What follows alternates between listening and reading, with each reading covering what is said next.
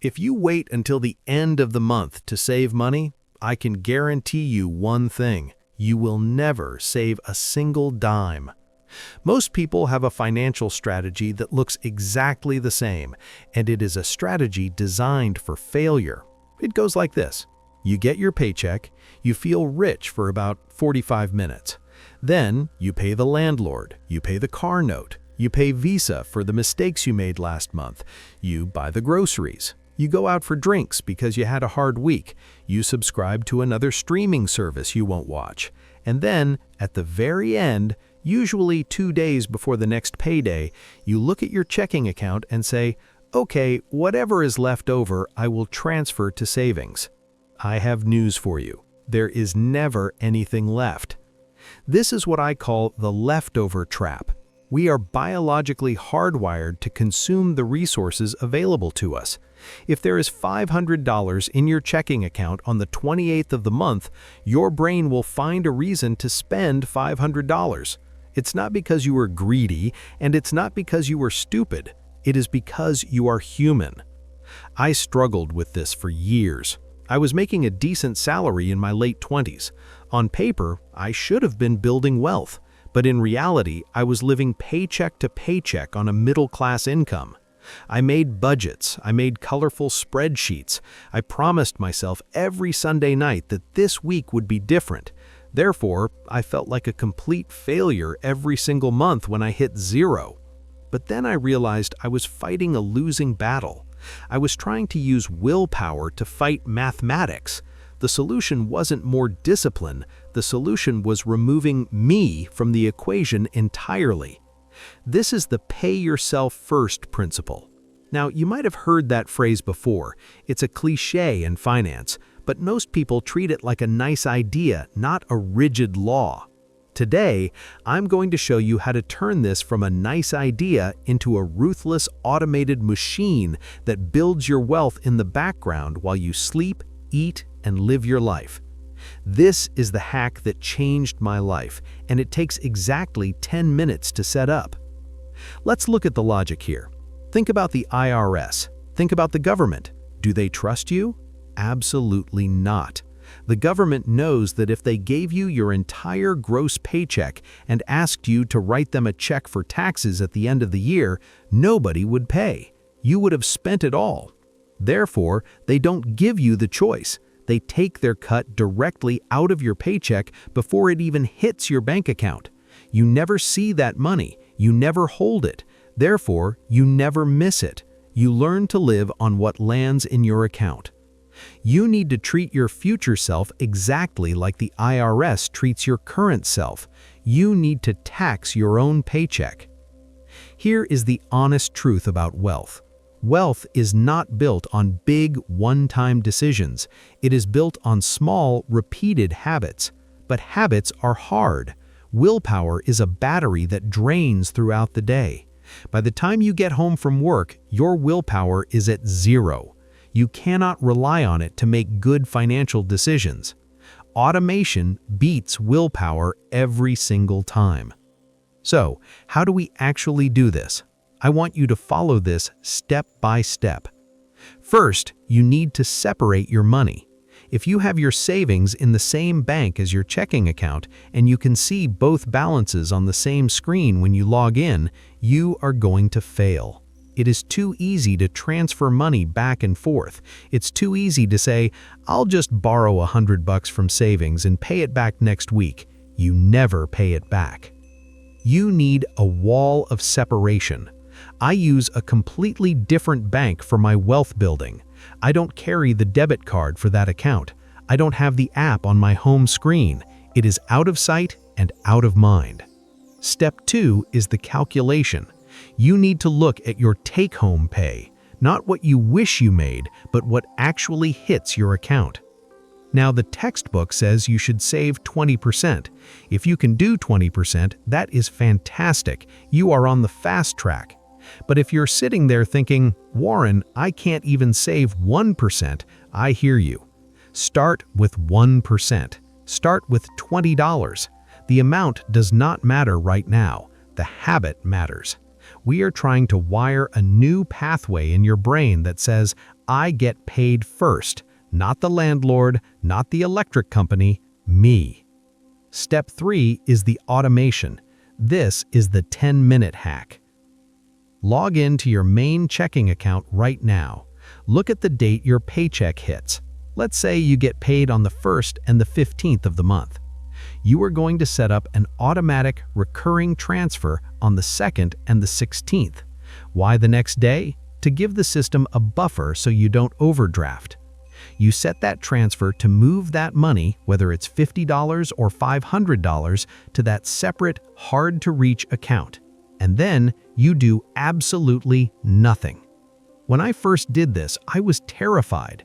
I was looking at my budget thinking, Warren, you are already scraping by. If you take $200 out of this paycheck, checks are going to bounce. The lights are going to get cut off. But a strange and magical thing happened. It's a concept called Parkinson's Law. Parkinson's Law states that work expands to fill the time available. But in finance, it means expenses expand to fill the money available. Think about a tube of toothpaste. When you buy a brand new tube, you are reckless with it. You squeeze a giant glob onto your brush. You drop some in the sink. You don't care. You have plenty. But what happens when the tube is almost empty? Suddenly, you become a physicist. You are rolling that tube up from the bottom, you are flattening it against the counter, you are squeezing out every single microgram of paste. You make that last little bit last for a week.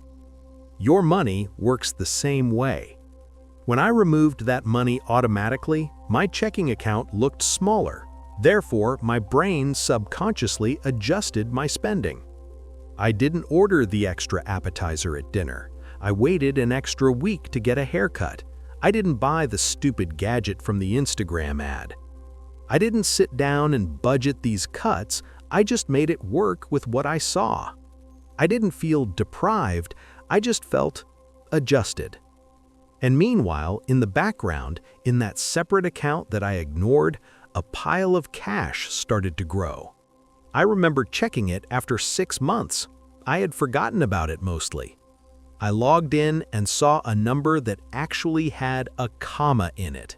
I almost cried. It was the first time in my life I had breathing room. Now, I know what the skeptics are saying right now. I can hear the comment section already. But Warren, I have credit card debt at 22% interest. Shouldn't I pay that off before I save? Mathematically, yes. The spreadsheet says pay off the high-interest debt first, but I'm going to tell you something controversial. I want you to start the pay yourself first automation anyway, even if it is just for $10 a month. Why? Because you need to break the cycle of being broke. If you send every spare dollar to Visa, you are still living at zero. Then, when the car breaks down, what do? You swipe the Visa again. You are back in the trap. You need to build a small pile of cash, your own capital, so that you never have to use the credit card for an emergency again. You build the muscle of saving while you pay down debt. But Warren, I'm a freelancer. My income changes every month. I can't automate a fixed amount. I get it. The gig economy is tough. If that's you, you don't automate a dollar amount, you automate a percentage. Every time a client pays you, whether it's $100 or $10,000, the first thing you do before you pay taxes, before you buy gear, is transfer 10% to your wealth account. You have to play the role of the payroll department. If you have a fat month, you save a lot. If you have a lean month, you save a little. But the habit never breaks. So, you've set up the transfer. You are paying yourself first. The money is leaving your checking account. Where should it go? This is where people mess up the do-nothing strategy. They automate the savings, but they dump it into a standard savings account at a big bank that pays 0.01% interest. In 2026, with inflation hovering where it is, that is not saving. That is losing money slowly. You need a system for where this water flows. I call it the bucket system. Bucket number 1 is the "oh crap" fund. This is your high-yield savings account. It needs to be liquid, meaning you can get the money in a day or two if you need it, but it needs to pay you decent interest. This is for when the transmission blows up or you lose your job. You fill this bucket until you have 3 to 6 months of expenses.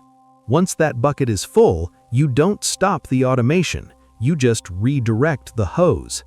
Now the money flows into bucket number 2, the Freedom Fund.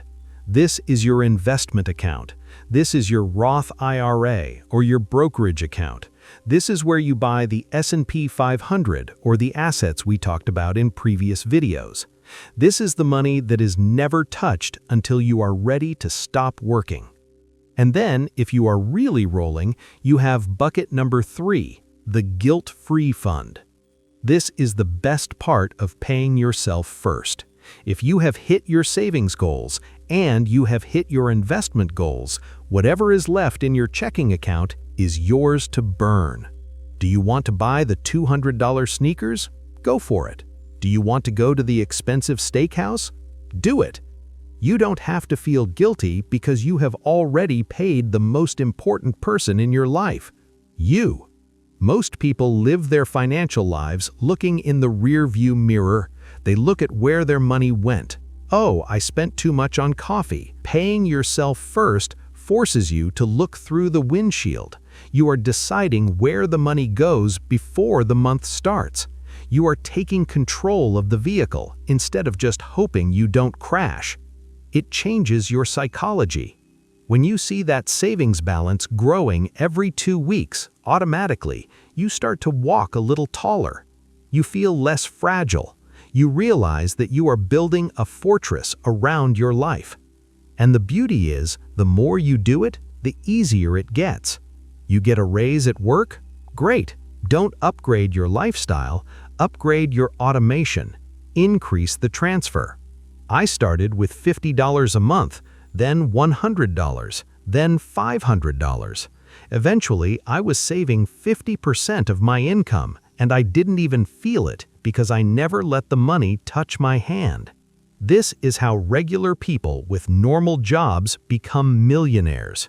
They don't win the lottery. They don't invent the next iPhone. They just set up a boring 10-minute system and they let it run for 20 years. So, here's your homework.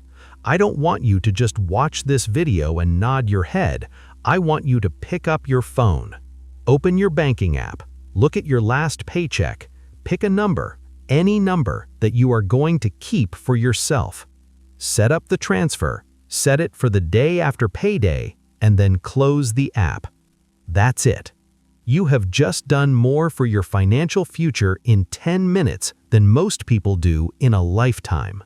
But remember, I told you not to put that money in a dead-end account. You need that money to grow. You need it to beat inflation.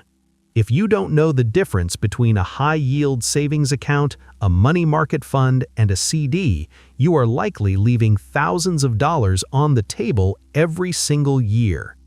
Let's get to work.